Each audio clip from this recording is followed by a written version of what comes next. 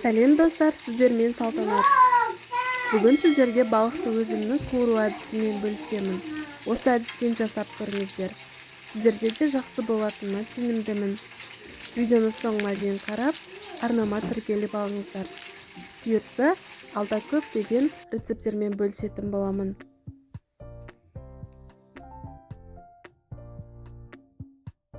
Ең алдымен міндетті түрде балықты тазалап, бөлшектеп, жуып аламыз. Және 2 жұмыртқа, 1 ас қасық тұз, және мен балыққа арналған дәмдеуішті қостым. Дәмдеуішті қосу міндетті емес. Дәмдеуіш балыққа жақсы сіңіп, үйлесімді дәм беріп тұрады. Жұмыртқалы массамызды жақсылап біріктіріп аламыз. Жұмыртқалы массамызды жақсылап біріктіріп алғаннан соң, електен өткізілген 5 ас қасықпен ұн саламыз. Бұл массаға су құямыз. Судың температурасы маңызды емес. Бөлме температурасындағы кез келген суды ала беріңіздер. Менде жалпы көлемі 200 мл су кетті. Жұмыртқалы массамызды ешқандай түйіршіктер қалмайтындай етіп, жақсылап араластырып аламыз.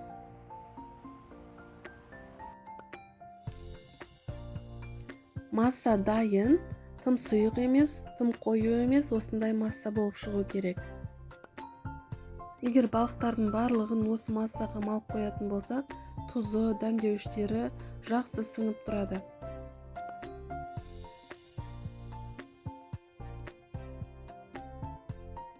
Майымыз қызып болғаннан соң, балықтарымызды қуырамыз. Мен балықтардың жартысын осындай кептірілген нан ұнтақтарымен пісірдім. Балықтарымыз қуырылып біткенше сіздерге балықтардың пайдасы туралы айта кетейін. Балықта А, Д және Е витаминдері болады. Ағза ақуызға қанығады. Зат алмасу процесі реттеледі. Көздің көруі, ұйқының жақсаруы, жүйке жүйесінің қалыпқа келуі және адамның өмір сүру ұзақтығы артады. Терінің түсі, шаш, тырнақ, сүйек және де тістің жағдайы жақсарады. Және балықтың ең негізгі пайдаларының бірі ол жүрек қан тамырлар ауруларының алдын алады. Балықтан адам артық салмақты қоспайды. Тіпті майлы балықтың өзі құрамындағы май қышқылдарының арқасында салмақты қосуға ықпал етпейді. Сондықтан да диетологтар салмақ тастағысы келетін адамдарға көмбештелген немесе суға пісірілген балық жеуді ұсынады. Балықтарымыздың барлығы қуырып бітті.